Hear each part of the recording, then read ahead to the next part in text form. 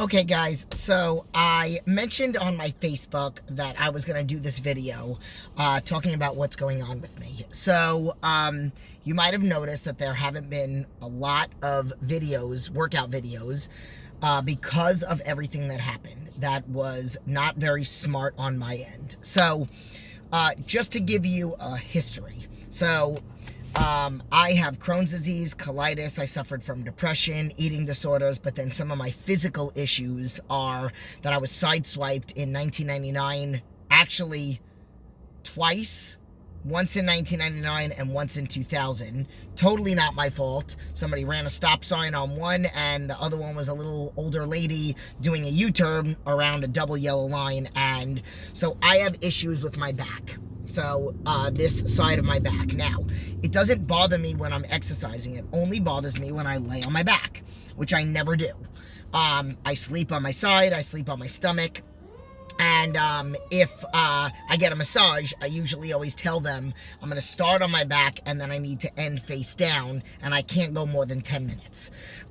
If I'm ever laying for too long, it is excruciating pain. Then also, I was told back in 18 years ago that I needed a double knee replacement. Because I had something wrong with both of my patellas. Now, I don't know where it stemmed from. I don't know if it stemmed from high school, college. I took a whole semester of dance. My hip is absolutely a mess. I had a ballet teacher in college that popped my hip out of place. It's never been the same. Fast forward to a couple years later, I developed really bad bursitis. I actually had a cortisone shot. It was excruciating. So a lot of these things happened at the same time. So, fast forward, and all these years I've been very smart with my training. I had 3 surgeons, 3 doctors tell me that I needed the double knee replacement. I refused to accept that, and I said, I'm going to get a 4th opinion, and this guy said, we can do physical therapy, and I can help you. So I literally did everything that this guy said. I did physical therapy 3 days a week, and I did all the exercises on all the other days.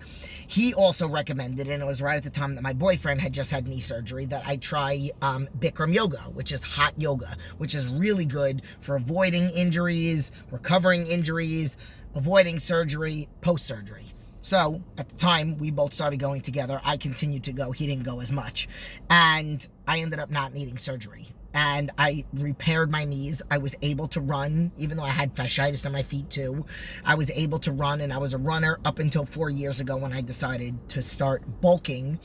And running, unfortunately, is not good if you're trying to get your legs bigger, specifically legs. So my form of cardio now, I don't run anymore. My form of cardio is just on the stairs. And then sometimes I'll do upper body cardio, sometimes jump rope. So, all these years, I've been very smart with my training. I don't overtrain. There are plenty of times that I've been sick and I've worked out, so people might say that I'm not smart when it comes to that. But when it comes to my body, I know my limitations, but I also know what I can do. And there are people that have sent me messages that are like, I can't believe the things that you can do. Like 5-6 years ago, I was very small. I was 130 pounds and I was leg pressing 10 plates on each side for like 10 reps. Totally not normal. I squat, the most I've ever squat was, and it was not even as close to as deep as this, was in 2005 when I briefly worked out with my husband, who was my boyfriend at the time, when our schedules were around the same, which literally was only for like a week, and then he was getting his master's degree and I was trying to build my business, and I squat 305. I haven't even squat that now, and I'm like 20 pounds heavier than I was back then. So like, but again, I've always been very smart with my training. You know, I don't have an ego. If I'm not feeling it that day, I won't push, or I have very good mind-muscle connection. So if something's aggravated, I can literally avoid aggravating that one thing. So I have these lower back things, I have these hip things, I have this shoulder thing, which I fixed 2 years ago, thank goodness, with Anthony. And let me just tell you that story briefly. So about 6 years ago, I attempted to try to fix that back thing. And I went to a chiropractor, and if there's any chiropractors watching, I'm sorry, I just personally don't agree with chiropractic work. personally. But I also have anxiety when it comes to it. So, like, I picture them cracking my neck and me dying on the table. So I'm pretty sure I was part of the reason why it happened. But I went to the chiropractor and I got adjusted and I tensed up and I was not the same. I left, and from that point on, like, I found out I had a pinched nerve in my neck, and I was in pain for 4 years. Like, literally, I would work out and do back, and at least once a week I'd be tearing doing my workout. And then I found Anthony. So a friend of mine said, hey, have you ever tried dry needling, which is basically like deeper acupuncture? Because I tried acupuncture, I tried deep tissue massage, and nothing was fixing my neck. 3 sessions later, Anthony fixed me. Anthony Pape in Oakland. And then now, every now and then, if I squat, let's just say, and it aggravates my hip or my knee or something, or if I try a new exercise or whatnot, I go to him and he fixes me right up. But what I did that was stupid, and I'm sorry it took me 6 minutes already to explain what I did, was during the Olympia weekend. So that video that I did with Kristen Graham was amazing. It was like the greatest feeling I had. Like, I was training on my own for this, training very hard. I had never done push presses ever. I do not do incline bench press. I had never done that either. I had only recently dabbled in powerlifting for a little while, and then I decided to not do that either, and I dabbled in bench press for the first time ever. I haven't done chest since I've had my implants, and even then, I just did it a little bit. So whatever. Stopped doing bench press. I've never done incline press, but that was one of the exercises. Turkish get-ups, I worked really hard to try to get that as heavy as I possibly could. And then the deadlift and the squats, I was getting like 6 or 7. 6, I think, was the most I got on squats at 225. And then deadlift, the most that I have gotten was 13. So if you guys haven't seen the video, go back. It's a couple videos back. And it's the competition that I did with Kristen. Now, I broke all my records. So everything that I had done, I did better. So my squats, PJ counted wrong.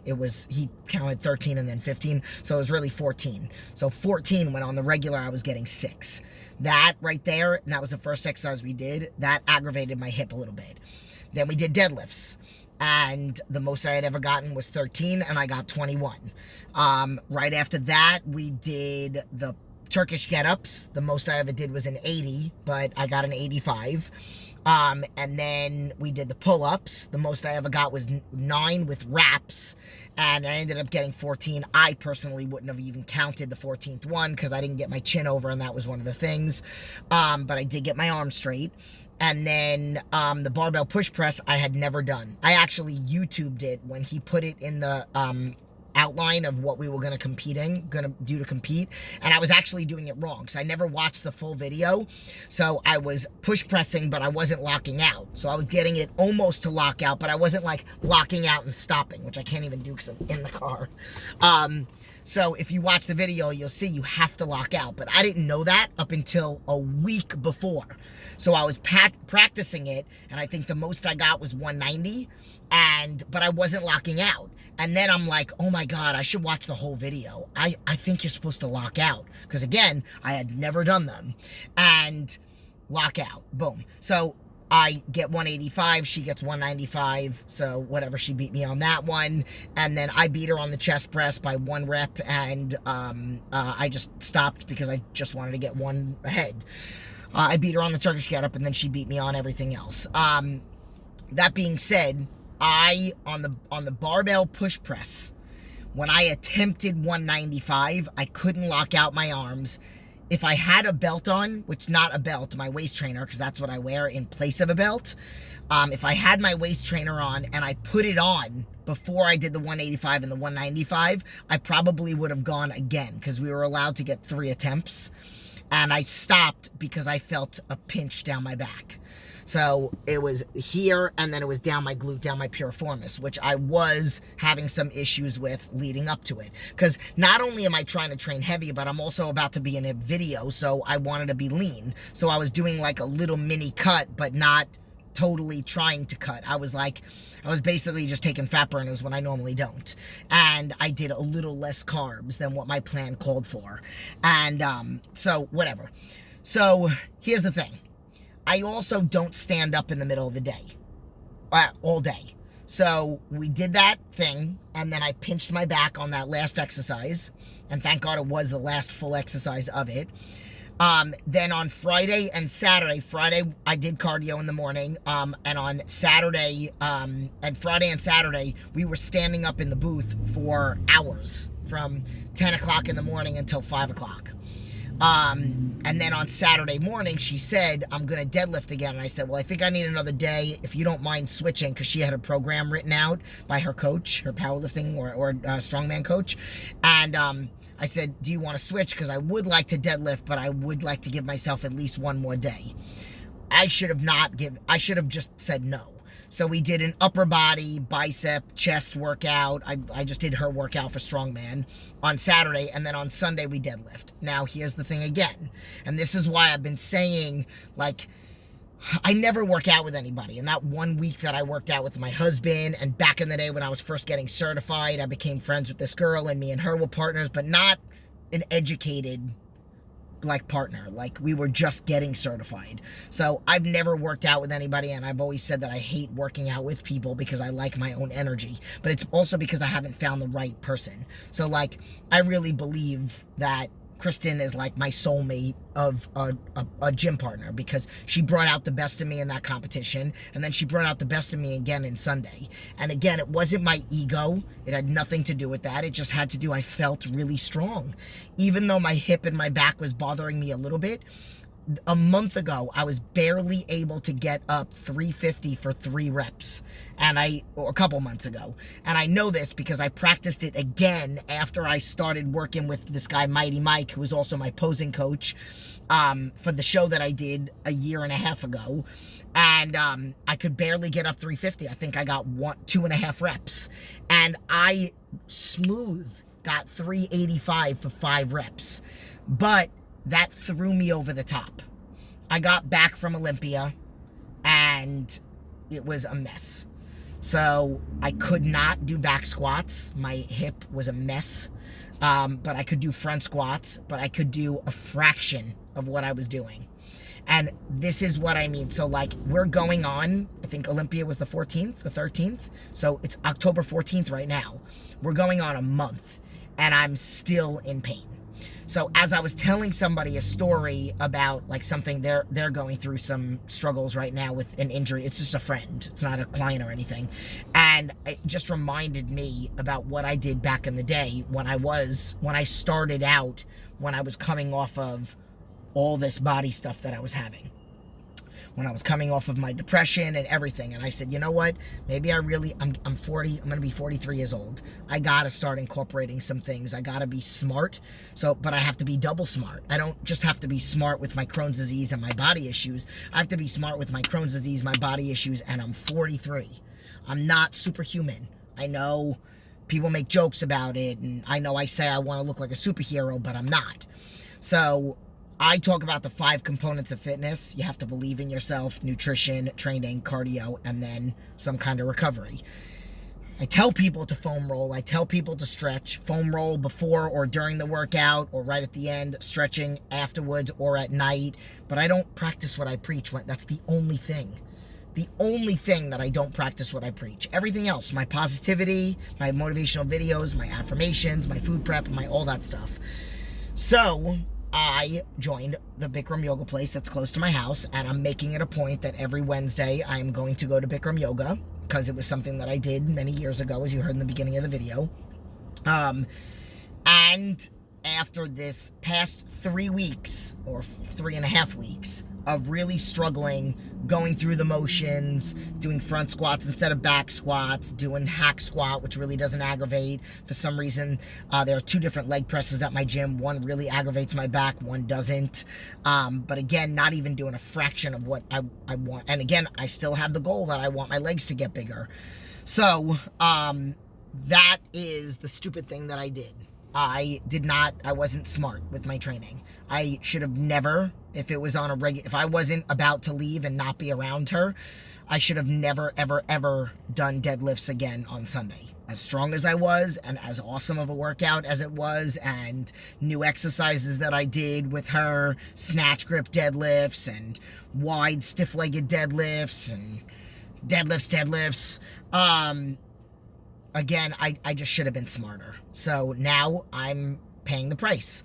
So for the first time ever, I am giving myself a week of recovery. I am very lightly touching up on weights. Like I did a little bit of upper body the other day. I'm doing yoga. Tomorrow, I didn't do any legs today. Tomorrow, I'm going to do a little bit of upper body. Then I'm going to do yoga on Wednesday. Then a little bit of upper body, maybe even body weight legs. I'm going to try to get a massage this week. And then, because I feel like I need motivation to get back into it, I already talked to Christian. And this is also the reason why I say that I usually work out and push through even when I'm sick, when I have bronchitis or a cold or whatnot, because I live in fear that I know what it feels like to hit rock bottom. I live in fear that if I give in, that it's going to be hard for me to get back. So I'm trying to be smart. And I said, you know what, babe, just for a couple days, can you just put me through workouts? I don't want to think for a week. I just got to get my flow back. So after I take this recovery, next week, I'm going to have you put me through workouts with your clients. So, boom, that's the game plan. Maybe I'll even do it on Friday. You guys will see a video coming up. I have an amazing charity event that's coming up this weekend, and I am going to do some videoing of it. So, the point of this video is more so to what? Like, I feel like sometimes people might hear this or might take something that I said and be like, oh, I have to be smart, and it really is an excuse. It's not them. It's them giving oh my God, my fingertip hurts, so I'm not going to work out for a week. Like, and I don't mean to sound like a jerk, but I honestly do feel that sometimes. Like, people are giving in too much. You can work around certain things, and you can put KT tape on. I'm a huge fan of KT tape and BioFreeze and stuff like that. This is something that was a little crazy. So that was the unintelligent thing that I did. So I just suggest that you follow the 5 components of fitness. I also do want to say that there are many times over this past month that I've wanted to go off plan and eat bad food. But as I teach my clients, sabotaging myself is not going to make the pain go away. It will actually probably make it worse. And I say probably because I have done that. I have been upset about things in the past, and I've eaten bad, and what does it do? It exaggerates everything. It gives me a stomach ache. It either makes me not go to the bathroom or go to the bathroom more. It makes me feel my injury more. So, do your best, especially if you're not doing well, or if you're coming off of an injury, or if you're injured, do your best to stay on track even more. Like, I'm cleaner, and I'm actually cutting a little bit of carbs here and there. I'm following cardio-only days when I'm only getting in cardio. So normally I only have 1 or 2 cardio-only days. Now I'm taking like 3 or 4. And I'm even cutting a little bit of carbs from the days that I do training, because... Ooh, that person got real close to hitting me. Because I'm not really training the way that I usually train. So...